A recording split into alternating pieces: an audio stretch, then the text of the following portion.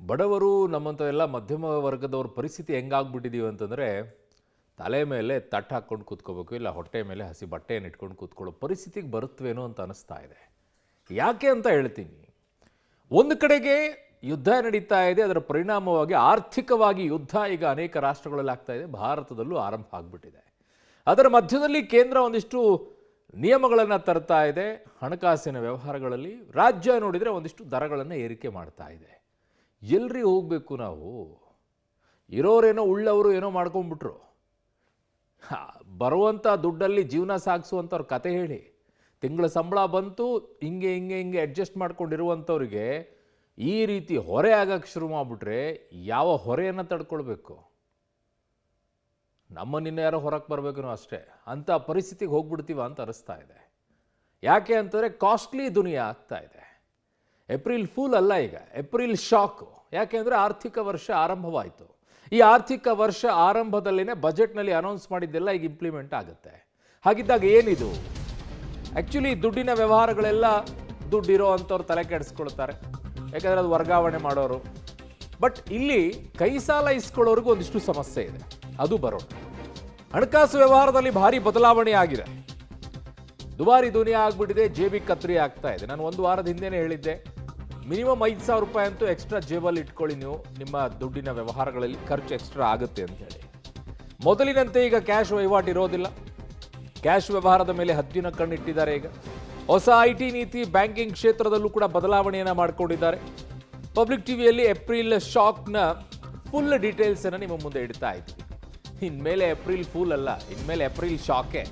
ಯಾಕೆಂದರೆ ಹೊಸ ಹೊಸ ರೂಲ್ಸ್ಗಳನ್ನ ಹೊಸದನ್ನು ಪ್ರತಿ ವರ್ಷನೂ ತರ್ತಾ ಕೂತ್ರೆ ಏನು ಮಾಡೋದು? ನಾಳೆಯಿಂದ ನಗದು ವ್ಯವಹಾರದ ವಿಚಾರದಲ್ಲಿ ಈಗ ಮತ್ತಷ್ಟು ದುಬಾರಿ ಅಂತಿದ್ದಾರೆ. ಅದು ದುಡ್ಡಿರೋರಿಗೆ ಸಮಸ್ಯೆ ಆಗಬೇಕಾಗಿರೋದು. ನಮ್ಮಂಥವ್ರಿಗೆಲ್ಲ ಸಮಸ್ಯೆ ಇಲ್ಲ, ಬಡವರು ಮಧ್ಯಮ ಕ್ಲಾಸ್ದವ್ರು ನಮಗೆಲ್ಲ ಇವ್ಯಾವ ಸಮಸ್ಯೆನೂ ಇಲ್ಲ. ಕಾರಣ ಅಷ್ಟೊಂದೆಲ್ಲ ಡೆಪಾಸಿಟ್ ಮಾಡೋದು, ಅದಕ್ಕೆಲ್ಲ ನಾವು ಎಲ್ಲಿ ತಲೆ ಕೆಡಿಸ್ಕೊಳ್ಬೇಕ್ರಿ? ನಿಯಮ ಮೀರಿದ ಕ್ಯಾಶ್ ವ್ಯವಹಾರಕ್ಕೆ ದಂಡಂ ದಶಗುಣಂ ಅಂತ ಕಟ್ಸ್ಕೊಳ್ಳಿ. ಆದಾಯ ತೆರಿಗೆ ಕಾಯ್ದೆ ಅಡಿ ಕೇಂದ್ರ ಹೊಸ ರೂಲ್ಸ್ ಅನ್ನು ತೆಗ್ತಾ ಇದೆ. ನಗದು ಡೆಪಾಸಿಟ್ಗೂ ಮಿತಿ, ನಗದು ವಾಪಸ್ಗೂ ಕೂಡ ಮಿತಿಯನ್ನು ಹೇರಿದ್ದಾರೆ. ಬೇಕಾಬಿಟ್ಟಿ ನಗದು ವ್ಯವಹಾರಕ್ಕೆ ಬ್ರೇಕ್ ಅನ್ನು ಈಗ ಕೇಂದ್ರ ಹಾಕಿದೆ. ಸೊ ಇದರ ಕಂಪ್ಲೀಟ್ ಡೀಟೇಲ್ಸ್ ಅನ್ನು ನಿಮ್ಮ ಮುಂದೆ ಇಡುವಂತಹ ಕೆಲಸವನ್ನ ಮಾಡ್ತೀವಿ. ಇದು ದುಡ್ಡು ಇರುವಂಥವ್ರು, ಬ್ಲ್ಯಾಕ್ ಮನಿ, ಬೇರೆ ಬೇರೆ ಮಾರ್ಗದಲ್ಲಿ ನಿಯತ್ತಾಗಿ ದುಡ್ಕೊಂಡು ಬರೋ ಸಂಬಳದಲ್ಲಿ ಜೀವನ ಮಾಡೋರಿಗೆ ಯಾವ ಸಮಸ್ಯೆನೂ ಇಲ್ಲ. ಇನ್ನೊಂದು ಯಾವುದೋ ರೂಪದಲ್ಲಿ ನನ್ನ ಹತ್ರ ಕಾಸು ಬರುತ್ತೆ ಅನ್ನುವಂಥವ್ರು ಇರ್ತಾರಲ್ಲ, ಅವರು ತಲೆ ಕೆಡಿಸ್ಕೊಳ್ಬೇಕಾಗಿರೋದು. ಉಳಿತಾಯ ಖಾತೆಗೆ ವರ್ಷಕ್ಕೆ ಡೆಪಾಸಿಟ್ ಗರಿಷ್ಠ ಮಿತಿ 10 ಲಕ್ಷ. ಎಷ್ಟೋ ತಿಂಗಳಿಗೆ ಸಂಬಳನೇ ಅಷ್ಟು ಆಗಿರೋದಿಲ್ವೇನೋ? ಅಷ್ಟು ಆಗೋದಿಲ್ಲ. ಇನ್ನು ಡೆಪಾಸಿಟ್ ಎಲ್ಲಿಂದ ತರಬೇಕು? ಅವನು ಸಾಲ ಮಾಡೇ ಸಾಕಾಗಿರುತ್ತೆ. ಅವನಿಗೆ ತಿಂಗಳ ಸಂಬಳ ಮುಗಿತಾ ಇರುತ್ತೆ, ಇನ್ನೊಂದು 5 ದಿನ ಬೇಕಾಗಿರುತ್ತೆ ಸಂಬಳ ಆಗೋಕ್ಕೆ. 5 ದಿನಕ್ಕೋಸ್ಕರ ಇನ್ನೊಂದಿಷ್ಟು ಸಾಲ ಮಾಡ್ಕೊಂಡಿರ್ತಾನೆ. ಇನ್ನು ಎಲ್ಲಿಂದ ಡೆಪಾಸಿಟ್ ಮಾಡಬೇಕು? ಆಯಿತು. ಬಟ್ ಯಾರು ಕಳ್ಳ ದಂಧೆಯಲ್ಲಿ ಮಾಡ್ತಾ ಇರ್ತಾರೆ ಅಂಥವರು ಇಂಥವರ ಅಕೌಂಟ್ಗಳಿಂದ ಬಳಕೆ ಮಾಡ್ತಾ ಇದ್ರು. ಅದಕ್ಕೂ ಕೂಡ ಈಗ ಬ್ರೇಕ್ ಹಾಕ್ತಾ ಇದ್ದಾರೆ. ಉಳಿತಾಯ ಖಾತೆಗೆ ವರ್ಷಕ್ಕೆ ಡೆಪಾಸಿಟ್ ಗರಿಷ್ಠ ಮಿತಿ 5 ಲಕ್ಷ. ಇದು ಯಾರಿಗೆ ಅಂತಂದರೆ, ಆರಂಭದಲ್ಲಿ ಹೇಳಿದ್ದು ಪ್ಯಾನ್ ಕಾರ್ಡ್ ಇರೋರಿಗೆ. ನನಗೆ ಪ್ರಶ್ನೆ ಬರೋದು, ಪ್ಯಾನ್ ಕಾರ್ಡ್ ಇಲ್ಲ ಅನ್ನೋದಾದರೆ ಅವನ ಬ್ಯಾಂಕ್ ಅಕೌಂಟ್ ಹೆಂಗಿರುತ್ತೆ ಅಂತ. ನನಗೆ ಬ್ಯಾಂಕ್ ಅಕೌಂಟ್ ಹೆಂಗೆ ಅವಕಾಶ ಇದೆ? KYC ಆಗಬೇಕು ಅಂದರೆ ಎಲ್ಲ ಲಿಂಕ್ ಆಗಬೇಕು. ಅದಿಲ್ಲಾರ್ದೆ ಹೆಂಗಿರುತ್ತೆ? ಓಕೆ, ಕೇಂದ್ರದವ್ರ ನಿಯಮ ಇದು. ಪ್ಯಾನ್ ಕಾರ್ಡ್ ಇದ್ದರೆ, ಲಿಂಕ್ ಇದ್ದರೆ ಅದು 10 ಲಕ್ಷ ಅಂತೆ, ಇಲ್ಲ ಅಂದರೆ 5 ಲಕ್ಷ ಅಂತಿದ್ದಾರೆ. ಅದು ಡೆಪಾಸಿಟ್ ಯಾರಾದರೂ ಮಾಡೋರಾದರೆ ತಮ್ಮ ಪ್ಯಾನ್ ಕಾರ್ಡನ್ನು ಕೊಟ್ಟು ಹಾಕಬೇಕು. ಬಟ್ ಅದಿರ್ಲಾರ್ದೇ ಹೆಂಗೆ ಡೆಪಾಸಿಟ್ ಮಾಡ್ತಾರೆ ಬ್ಯಾಂಕ್ನವರನ್ನು ನನಗಿರುವಂಥ ಪ್ರಶ್ನೆ. ಹಾಗಿದಾಗ ಇಲ್ಲೀಗಲ್ ಆಗಲ್ವಾ ಅದು? ಓಕೆ, ಕರೆಂಟ್ ಅಕೌಂಟ್ಗೆ ವರ್ಷಕ್ಕೆ ಡೆಪಾಸಿಟ್ ಗರಿಷ್ಠ ಮಿತಿ 50 ಲಕ್ಷ. ಇದೆಲ್ಲ ಬಿಸ್ನೆಸ್ನವ್ರಿಗೆ ನಡೆಯುತ್ತೆ. ಅವರೆಲ್ಲ ಇಷ್ಟು ನೋಡುವಂಥ ದುಡ್ಡು ಅಷ್ಟಿದ್ರೆ ಜೀವನ ಹೆಂಗಿರುತ್ತೋ ಹೇಗಾಗುತ್ತೋ, ದುಡಿಯುವಂಥದ್ದು ಏನಿರುತ್ತೋ, ನೆಮ್ಮದಿಯಾಗಿ ಇರುವಂಥ ಪರಿಸ್ಥಿತಿಗಳು. ಕರೆಂಟ್ ಅಕೌಂಟ್ಗೆ ವರ್ಷಕ್ಕೆ ಡೆಪಾಸಿಟ್ ಗರಿಷ್ಠ ಮಿತಿ 50 ಲಕ್ಷ. ತುಂಬ ಜನ ವ್ಯವಹಾರಗಳನ್ನು ಮಾಡ್ತಾ ಇದ್ದಾರೆ, ಟ್ರಾನ್ಸಾಕ್ಷನ್ಸ್ಗಳಾಗ್ತಾ ಇರುತ್ತೆ, ಅವುಗಳಲ್ಲಿ ಡೆಪಾಸಿಟ್ ಅಂತ ಹೇಳ್ತಾರೆ. ಆ ಅಮೌಂಟು 50 ಲಕ್ಷ ಮಿತಿಯನ್ನು ಇಟ್ಟಿದ್ದಾರೆ. ಕರೆಂಟ್ ಅಕೌಂಟನ್ನು ಹೊಂದಿರುವಂಥದ್ದು, ಸ್ಯಾಲ್ರಿ ಅಕೌಂಟ್ಗಳದ್ದಲ್ಲ, ಕರೆಂಟ್ ಅಕೌಂಟ್ಗಳು. ಅದರ ನಂತರ ಗರಿಷ್ಠ ಮಿತಿಗಿಂತ ಹೆಚ್ಚು ಹಣ ಡೆಪಾಸಿಟ್ ಮಾಡಿದರೆ ನಿಮಗೆ ಒಂದು ಕಡ್ಡಾಯವಾಗಿ ಮಾಡಿದ್ದಾರೆ. ಏನು? ದಂಡ ಹಾಕ್ತಾರೆ. ಹೆಚ್ಚು ಹಣವನ್ನು ನೀವು ಡೆಪಾಸಿಟನ್ನು ಮಾಡಿದರೆ ಒಂದು ಕ್ಲಿಯರ್ ಆಗಿ ನಿಮಗೆ ದಂಡ ಬೀಳೋದಂತೂ ಗ್ಯಾರಂಟಿ, ಅದರಲ್ಲಿ ಯಾವ ಅನುಮಾನನೂ ಇಲ್ಲ.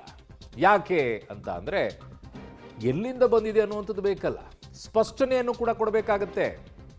ಏನು ಸ್ಪಷ್ಟನೆ? ಎಲ್ಲಿಂದ ಬಂತು ನನಗೆ ಮೂಲ? ದುಡ್ಡು ಎಲ್ಲಿಂದಾದರೂ ಬರಬೇಕಲ್ಲ, ಯಾವುದಾದ್ರು ಒಂದು ಮೂಲ ಇರಬೇಕಲ್ಲ. ಕೃಷಿಯಿಂದ ಮಾಡಿದ್ದೋ ಅಥವಾ ಯಾರೋ ಕೊಟ್ಟರು ಅಂತನೋ, ಇನ್ನೆಲ್ಲ ಸಾಲ ಇಸ್ಕೊಂಡಿದ್ದೀನಿ ಅಂತನೋ ಏನಾದರೂ ಇರಬೇಕಲ್ಲ. ಬ್ಯಾಂಕ್ಗಳಿಂದ ಆದಾಯ ತೆರಿಗೆ ಇಲಾಖೆಗೆ ಆ ಸ್ಪಷ್ಟನೆ ಹೋಗುತ್ತೆ.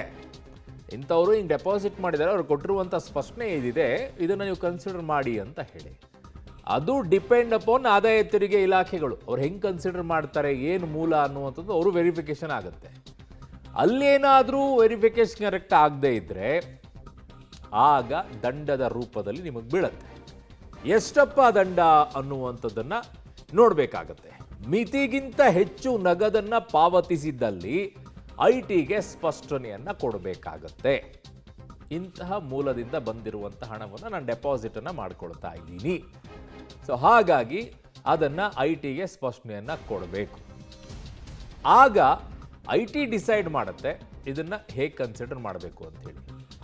ನೀವೇನಾದರೂ ಒಂದು ವೇಳೆ ITಗೆ ಸ್ಪಷ್ಟನೆಯನ್ನು ಕೊಡದೇ ಇದ್ದರೆ 84% ದಂಡವನ್ನು ತೆರಿಗೆಯನ್ನು ವಿಧಿಸಬಹುದು.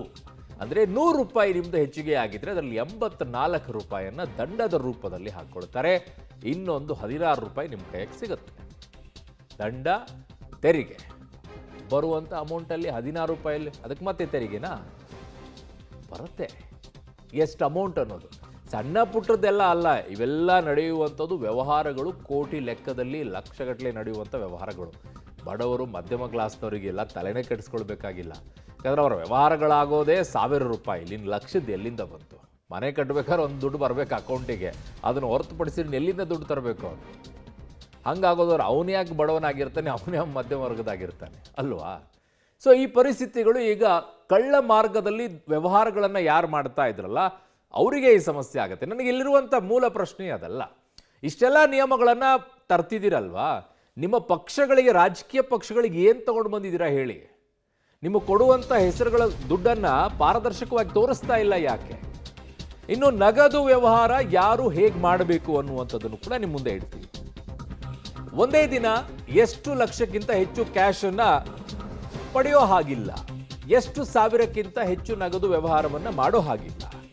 ಆಸ್ತಿ ಖರೀದಿ ಮಾರಾಟಕ್ಕೂ ಕೂಡ ವ್ಯವಹಾರ ಹೇಗೆ ಇರಬೇಕು, ಹಿಂದೆನೂ ನಿಯಮ ಇತ್ತು, ಯಾರು ಪಾಲನೆ ಮಾಡ್ತಿರ್ಲಿಲ್ಲ. ಮನೆ ವಾಣಿಜ್ಯ ಮಳಿಗೆ ಸೆಕ್ಯೂರಿಟಿ ಡೆಪಾಸಿಟ್ ನಗದು ವ್ಯವಹಾರಕ್ಕೂ ಕೂಡ ಈಗ ಬ್ರೇಕ್ ಅನ್ನು ಹಾಕ್ತಾ ಇದ್ದಾರೆ. ಕಾರಣ ಇಲ್ಲಿ ಬ್ಲ್ಯಾಕ್ ಮನಿ ತುಂಬಾ ಓಡಾಡ್ತಾ ಇತ್ತು ಅನ್ನೋದಕ್ಕೋಸ್ಕರ ಅದಕ್ಕೊಂದಿಷ್ಟು ಬ್ರೇಕ್ ಹಾಕುವಂತಹ ಕೆಲಸವನ್ನ ಮಾಡ್ತಾ ಇದ್ದಿದ್ದು. ಸೊ ಹಾಗಾಗಿ ಅಲ್ಲೂ ಕೂಡ ಒಂದಿಷ್ಟು ನಿಯಮಗಳನ್ನು ತಂದಿದ್ದಾರೆ. ಆದರೆ ರಾಜಕೀಯ ಪಕ್ಷಗಳು ನಿಮಗೆ ಯಾವ ನಿಯಮಗಳು ಯಾಕಿಲ್ಲ? ಇಲ್ಲಿ ಕಳ್ಳರನ್ನು ಹಿಡಿಬೇಕು ಅನ್ನೋದಾದರೆ ನಿಮಗೆ ಕಳ್ಳರು ದುಡ್ಡು ಹಾಕ್ತಾರಲ್ಲ, ಅದನ್ನು ಹಿಡಿಯೋರು ಯಾರು? ವ್ಯಾಪಾರಸ್ಥರು ಒಂದೇ ದಿನದಲ್ಲಿ 2 ಲಕ್ಷಕ್ಕಿಂತ ಹೆಚ್ಚು ಕ್ಯಾಶನ್ನು ಪಡೆಯೋ ಹಾಗಿಲ್ಲ. ಅಕೌಂಟಿಗೆ ಹಾಕ್ಸ್ಕೊಳ್ಬಹುದು, ಅಕೌಂಟ್ ರೂಪದಲ್ಲಿರಬೇಕು, ಅದಕ್ಕೂ ವೈಟ್ ಮನಿ ಆಗುತ್ತೆ, ಅಂದರೆ ಲೀಗಲ್ ಆಗಿರುತ್ತೆ. ಕ್ಯಾಶ್ ವ್ಯವಹಾರದಲ್ಲಿ ಆದಾಗ ಅದು ಬ್ಲ್ಯಾಕ್ ಮನಿ ಅಂತ ಕನ್ಸಿಡರ್ ಆಗುತ್ತೆ, ಅದಕ್ಕೆ ಲೆಕ್ಕನೇ ಇರೋದಿಲ್ವಲ್ಲ. ಹಾಗಾಗಿ ಸೊ ಈಗ 2 ಲಕ್ಷಕ್ಕಿಂತ ಹೆಚ್ಚು ಕ್ಯಾಶನ್ನು ವ್ಯಾಪಾರಸ್ಥರು ಒಂದೇ ದಿನದಲ್ಲಿ ಪಡೆಯೋ ಹಾಗಿಲ್ಲ. ಇದು ಮೊದಲನೇದು. ಎರಡನೆಯದು, ಈ 2 ಲಕ್ಷಕ್ಕಿಂತ ಹೆಚ್ಚೇನಾದರೂ ಪಡೆದರೆ ದಂಡವನ್ನು ವಿಧಿಸಲಾಗುತ್ತೆ. 2 ಲಕ್ಷಕ್ಕಿಂತ ಹೆಚ್ಚು ಪಡೆದ್ರೆ ಆ ದಂಡ ಕೇಳಿದ್ರೇ ಒಂದು ರೀತಿಯಾಗಿ ಶಾಕ್ ಆಗುತ್ತೆ. ವ್ಯಾಪಾರಸ್ಥರು ಕ್ಯಾಶ್ ವ್ಯವಹಾರವನ್ನೇ ಕಡಿಮೆ ಮಾಡಿಕೊಳ್ಬೇಕು ಅಕೌಂಟಲ್ಲಿ. ಸೊ ಲೆಕ್ಕ ಹೇಳ್ತಾ ಇದ್ದೀನಿ ನಿಮಗೆ, ವ್ಯಾಪಾರಸ್ಥರು, ಹೋಲ್ಸೇಲ್ ಅಲ್ಲ ಇದು, ಒಬ್ಬ ವ್ಯಾಪಾರಸ್ಥನ ಲೆಕ್ಕ ಹೇಳ್ತಾ ಇದ್ದೀನಿ. 2 ಲಕ್ಷಕ್ಕಿಂತ ಹೆಚ್ಚು ಪಡೆದ್ರೆ ಹಣದ ಮೇಲೆ ದಂಡವನ್ನು ಹಾಕ್ತಾರೆ. ಅಲ್ಲೇನೋ 16 ರೂಪಾಯಿ ಬಿಟ್ಬಿಟ್ರು ನಿಮಗೆ ಲೆಕ್ಕಾಚಾರದಲ್ಲಿ, ನಿಮ್ಮ ಅಕೌಂಟ್ಗಳ ವಿಚಾರದಲ್ಲಿ. ವ್ಯಾಪಾರಸ್ಥರಿಗಿರೋದು ಹೇಳ್ತಾ ಇದ್ದೀನಿ. ಒಬ್ಬ ವ್ಯಾಪಾರಸ್ಥ ಕೊಡುವಂಥ ಲೆಕ್ಕ ದಿನಕ್ಕೆ 2 ಲಕ್ಷಕ್ಕಿಂತ ಹೆಚ್ಚು ಕ್ಯಾಶನ್ನು ಪಡೆಯೋ ಹಾಗಿಲ್ಲ. ಹಂಗೇನಾದರೂ ಪಡೆದ್ರೆ ಅವನು ಆ ಹಣದ ಮೇಲೆ ದಂಡವನ್ನು ಹಾಕ್ತಾರೆ ಅಂತ ಹೇಳಿ. ನನಗಿರುವಂಥ ಪ್ರಶ್ನೆ, ಅವನು ಕ್ಯಾಶನ್ನು ಪಡ್ಕೊಂಡ್ರೆ ಗೊತ್ತಾಗೋದು ಎಲ್ಲಿಂದ ನಿಮಗೆ ದಂಡ ಹಾಕಕ್ಕೆ? ಅವನು ಕ್ಯಾಶಲ್ಲಿ ಎಷ್ಟಾದರೂ ಇಸ್ಕೊಂಡು ನಿಮ್ಗೆ ಹೆಂಗೆ ಗೊತ್ತಾಗುತ್ತೆ? ಅಕೌಂಟಲ್ಲಿ ಬಂದರೆ ತಾನೇ ಗೊತ್ತಾಗೋದು. ಯಾರೋ ಒಬ್ರು ಹೇಳಿರ್ತಾರೆ, ಯಾರೋ ಒಬ್ರು ಸಿಕ್ಕಾಕೊಂಡಾಗ ಒಬ್ಬರೇ ಬರ್ಬೋದು. ಇನ್ನುಳಿದಿದೆಲ್ಲ ನಡೆದೇ ನಡೆಯುತ್ತೆ. ಇವೆಲ್ಲ ತಂದರೂ ಕೂಡ ಪೇಪರಲ್ಲಿರುತ್ತೆ, ನಡೆಯೋದು ನಡೀತಾನೆ ಇರುತ್ತೆ. ನೋಟ್ ಬ್ಯಾನ್ ಆದಮೇಲೆ ದುಡ್ಡನ್ನು ಮುಚ್ಚಿಡೋದು ನಿಂತೋಯ್ತಾ? ಇರಲಿ, ನಿಯಮ ಉಲ್ಲಂಘಿಸಿದರೆ 100% ದಂಡವನ್ನು ವಿಧಿಸಬಹುದು. ಆಸ್ತಿ ಖರೀದಿಯ ವೇಳೆ 20,000ಕ್ಕಿಂತ ಹೆಚ್ಚು ನಗದು ವ್ಯವಹಾರವನ್ನು ಮಾಡೋ ಹಾಗಿಲ್ಲ. ಆಸ್ತಿ ಖರೀದಿ ಮಾಡಬೇಕಾದ್ರೂ ಕೂಡ 20,000ಕ್ಕಿಂತ ಹೆಚ್ಚು ನಗದು ವ್ಯವಹಾರ ಮಾಡೋಂಗಿಲ್ಲ. ಯಾರಾದರೂ ಪಾಲನೆ ಮಾಡ್ತಾರಾ? ಎಲ್ರಿ ಆಗುತ್ತೆ? ಪ್ರಾಕ್ಟಿಕಲ್ ಆಗಿ ಯೋಚನೆ ಮಾಡೋಣ. ರೂಲ್ಸ್ ಸೂಪರ್, ಪ್ರಾಕ್ಟಿಕಲ್ ಆಗಿ ಯೋಚನೆ ಮಾಡೋಣ. ಈಗ ನಾನು ಯಾರಿಗೋ ಒಬ್ಬರು ಮಾರ್ತಾ ಇರ್ತೀನಿ, ಇಲ್ಲ ಅವ್ರು ಯಾರೋ ನನಗೆ ಮಾರ್ತಾ ಇರ್ತಾರೆ, ನಾನೇನೋ ಖರೀದಿ ಮಾಡ್ತಾ ಇರ್ತೀನಿ. ಅವನಿಗೆ ದುಡ್ಡು 20, 30, 40 ಲಕ್ಷದ ಜಾಗ ಅಂತ ಇಟ್ಕೊಳ್ಳೋಣ. ಅವನಿಲ್ಲ ರೀ, ನನಗೆ 30 ಅಕೌಂಟಿಗೆ ಹಾಕಿ 10 ನನಗೆ ಕ್ಯಾಶ್ ಬೇಕು ಅಂತಾನೆ. ಯಾರಿಗೆ ಗೊತ್ತಾಗುತ್ತೆ ಇದು? ಗೊತ್ತೇ ಆಗಲ್ಲ. ಮನೆ ಮತ್ತು ವಾಣಿಜ್ಯ ಮಳಿಗೆ ಸೆಕ್ಯೂರಿಟಿ ಡೆಪಾಸಿಟ್ ನಗದು ವ್ಯವಹಾರಕ್ಕೆ ಬ್ರೇಕ್ ಅನ್ನು ಹಾಕಿದ್ದಾರೆ. ಜೊತೆಗೆ ನಗದು ರೂಪದಲ್ಲಿ 20,000ಕ್ಕಿಂತ ಹೆಚ್ಚು ಸೆಕ್ಯೂರಿಟಿ ಡೆಪಾಸಿಟ್ ಅನ್ನು ತಗೊಂಡ್ರೆ ದಂಡವಾಗುತ್ತೆ. ಅಕೌಂಟಲ್ಲಿ ಇರಬೇಕು ಅಂತ ಅಷ್ಟೇ. ಉದ್ದೇಶ ಸೂಪರ್ ಆಗಿದೆ, ಅಕೌಂಟಲ್ಲಿ ತಗೊಳ್ಬೇಕಿದ್ದನ್ನ ಅಂತ, ಕ್ಯಾಶ್ ವ್ಯವಹಾರ ಬೇಡ ಅಂತ. ಮನೆ ಕಚೇರಿ ಬಾಡಿಗೆಗೆ ಕೊಡುವಾಗಲೂ ಕೂಡ ಈ ನಿಯಮ ಅನ್ವಯವನ್ನು ಮಾಡ್ತಾ ಇದ್ದಾರೆ. ಅವನಿಗೆ ಆ ಜಾಗ ಬೇಕೇ ಬೇಕು, ಆ ಮನೆ ಬೇಕೇ ಬೇಕು ಅಂತಂದ್ರೆ ಅವ್ನು ಏನು ಹೇಳ್ತಾನೋ ಅದಕ್ಕೆ ತಕ್ಕಂಗೆ ಅವ್ನು ಕೊಡ್ತಾನೆ. ಸ್ಲೋ ಆಗಿ ಆಗುತ್ತೆ ಇದು, ಏಕಾಏಕಿಯಾಗಿ ಆಗೋದಿಲ್ಲ. ಗುಡ್ ಇದೆ, ನಡೀತಾ ಇದೆ. ಸೆಕ್ಯೂರಿಟಿ ಡೆಪಾಸಿಟ್ 20,000ಕ್ಕಿಂತ ಹೆಚ್ಚು ನಗದು ವಾಪಸ್ ಕೊಟ್ಟರೆ ದಂಡ ಅಂತ ಹೇಳ್ತಾ ಇದ್ದಾರೆ. ಡೆಪಾಸಿಟ್ ಏನು ಇಟ್ಕೊಂಡಿರ್ತಾರೆ ಅದನ್ನು ಕ್ಯಾಶ್ ರೂಪದಲ್ಲಿ ಕೊಡೋದು ಹೋದ್ರೂ ಕೂಡ ಅದು ಸಮಸ್ಯೆ. ಅದು 20,000ನೇ ಮಿನಿಮಮ್ ಇರಬೇಕು. ಬಾಡಿಗೆದಾರರು ಮನೆ ಖಾಲಿ ಮಾಡುವಾಗ ಇದು ಅನ್ವಯ ಆಗುತ್ತೆ. ಹೋಟೆಲ್ನಲ್ಲಿ 1 ಲಕ್ಷಕ್ಕಿಂತ ಹೆಚ್ಚಿನ ಬಿಲ್ಗೆ ಪ್ಯಾನ್ ನಂಬರ್ ಕಡ್ಡಾಯವಾಗಿ ಬೇಕು.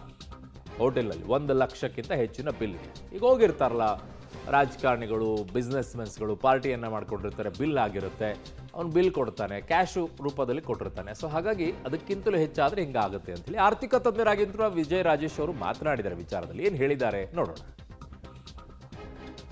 ಫೆಬ್ರವರಿ 1, 2026 ಏನು ಬಜೆಟ್ ಮಂಡಿಸಿದ್ರು ನಮ್ಮ ವಿತ್ತ ಸಚಿವರು, ಅದರಲ್ಲಿ ಅನುಮೋದನೆ ಆದಂತಹ ಎಲ್ಲ ಬದಲಾವಣೆಗಳು ನಮಗೆ 1 ಏಪ್ರಿಲಿಂದ ಬರುತ್ತೆ. ಏಕೆಂತಂದರೆ ನಮ್ಮ ದೇಶದಲ್ಲಿ ಹಣಕಾಸಿನ ವರ್ಷವನ್ನು 1 ಏಪ್ರಿಲಿಂದ 31 ಮಾರ್ಚ್ವರೆಗೂ ನಾವು ಮಾಡ್ತೀವಿ. ಈ ವರ್ಷದಲ್ಲಿ ಏನಪ್ಪ ಅಂತಂದ್ರೆ ಪ್ರಮುಖ ಬದಲಾವಣೆ, ನಮ್ಮ ಹಳೆ ಏನು ತೆರಿಗೆ ಕಾನೂನು ಇತ್ತು ಅದನ್ನು ಸಂಪೂರ್ಣವಾಗಿ ತೆಗೆದುಹಾಕಿ ಹೊಸ ತೆರಿಗೆ ಕಾನೂನನ್ನು ನಾವು ಅಡಾಪ್ಟ್ ಮಾಡಿದ್ವಿ. ಸುಮಾರು ಈಗ 2-3 ವರ್ಷಗಳಿಂದ ಅದರದ್ದು ಚರ್ಚೆ ಆಗ್ತಾ ಇತ್ತು. ಕೂಲಂಕುಷವಾಗಿ ಚರ್ಚೆ ಆಗಿ ಅದನ್ನು ಬದಲಾವಣೆಗಳನ್ನು ಎಲ್ಲರೂ ಒಪ್ಪಿ ಇದನ್ನು ತಂದಿದ್ದಾರೆ. ಮುಖ್ಯವಾಗಿ ಏನಪ್ಪ ಅಂತಂದರೆ, ಈ ಹಿಂದೆ ಏನಾಗ್ತಿತ್ತಪ್ಪ ಅಂತಂದರೆ, ನಾವು ಯಾವ ವರ್ಷದಲ್ಲಿ ನಾವು ಲೆಕ್ಕ ಕೊಡ್ತೀವೋ ಅದನ್ನು ಪ್ರೀವಿಯಸ್ ಇಯರ್ ಅಂತ ಹೇಳ್ತಾ ಇದ್ವಿ, ಅವರು ಅದನ್ನು ಅಸೆಸ್ಮೆಂಟ್ ಇಯರ್ ಅಂತ ಹೇಳ್ತಾ ಇದ್ರು. ಇದು ಸಾಮಾನ್ಯ ಜನಗಳಿಗೆ ಒಂದು ಕನ್ಫ್ಯೂಷನ್ ಇರ್ತಾ ಇತ್ತು. ಹಾಗಾಗಿ ಈಗ ಅವ್ರೇನು ಮಾಡಿದ್ದಾರೆ, ಆ ಪ್ರೀವಿಯಸ್ ಇಯರ್ ಮತ್ತು ಅಸೆಸ್ಮೆಂಟ್ ಇಯರ್ ಅನ್ನೋ ಕಾನ್ಸೆಪ್ಟನ್ನ ತೆಗೆದು ಹಾಕ್ಬಿಟ್ಟು ಟ್ಯಾಕ್ಸ್ ಇಯರ್ ಅಂತ ಹೇಳ್ತಾರೆ ಅಷ್ಟೇ. ಅಂದರೆ ಒಂದೇ ವರ್ಷದ್ದಿರುತ್ತೆ. ಯಾವ ವರ್ಷಕ್ಕೆ ಅವರು ತೆರಿಗೆ ಕೇಳ್ತಾ ಇದ್ದಾರೆ ಅಥವಾ ನಾವು ತೆರಿಗೆ ಇದು ಆದಾಯದ ಮಾಹಿತಿಗಳನ್ನು ಕೊಡ್ತಾ ಇದ್ದೀವಿ ಅದಕ್ಕೆ ಟ್ಯಾಕ್ಸ್ ಇಯರ್ ಅಂತ ಹೇಳ್ತಾರೆ. ಇನ್ನುಳಿದಂತೆ ಬಹಳಷ್ಟು ಚಿಕ್ಕ ಚಿಕ್ಕ ಬದಲಾವಣೆಗಳು, ಆದರೆ ಏನಪ್ಪ ಅಂತಂದರೆ ಈಸ್ ಆಫ್ ಡೂಯಿಂಗ್ ಅಂತ ಏನು ಹೇಳ್ತೀವಿ ಆ ರೀತಿ ಅದರಲ್ಲಿ ತಂದಿದ್ದಾರೆ.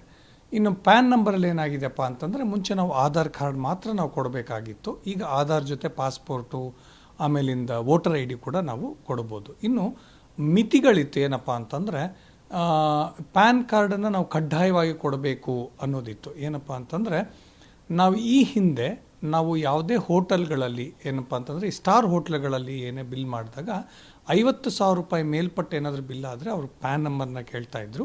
ಈಗ ಅದು 1 ಲಕ್ಷದ ಮೇಲ್ಪಟ್ಟು ಆದಾಯಕ್ಕೆ ಹೋಗಿದೆ. ಇನ್ನು ಈ ಹಿಂದೆ ಏನಾಗಿತ್ತಪ್ಪ ಅಂತಂದರೆ, ನೀವು ಫಾರಿನ್ ಟ್ರಾವೆಲ್ ಅಂತ ಮಾಡಿದ್ರೆ ನಿಮ್ಮ ಒಟ್ಟು ವೆಚ್ಚದ 10%ನ TCS ಅಂತ ಮಾಡ್ತಾಯಿದ್ರು. ಅದು ಈಗ 2%ಗೆ ಕಡಿಮೆ ಮಾಡಿದ್ದಾರೆ ಅಂತ. ಸೊ ಈ ರೀತಿಯ ಚಿಕ್ಕ ಪುಟ್ಟ ಬದಲಾವಣೆಗಳು, ಬಹಳಷ್ಟು ಬದಲಾವಣೆಗಳನ್ನು ಮಾಡಿದ್ದಾರೆ. ಅದಕ್ಕೇನಪ್ಪ ಅಂತಂದರೆ, ಇದು ಒಂದು ಅನುಕೂಲಕರವಾದ ಬದಲಾವಣೆಗಳನ್ನು ಅವರು ಮಾಡಿದ್ದಾರೆ. ಇನ್ನು ನಾವು ಈ ಹಿಂದೆ ಹಣವನ್ನು ನಾವು ನಮ್ಮ ಬ್ಯಾಂಕ್ ಖಾತೆಗೆ ಜಮಾ ಮಾಡಿದಾಗ ಏನಾಗಿತ್ತಪ್ಪ ಅಂತಂದರೆ ಅದಕ್ಕೆ ಚಾರ್ಜಸ್ ಇರ್ತಾ ಇರಲಿಲ್ಲ.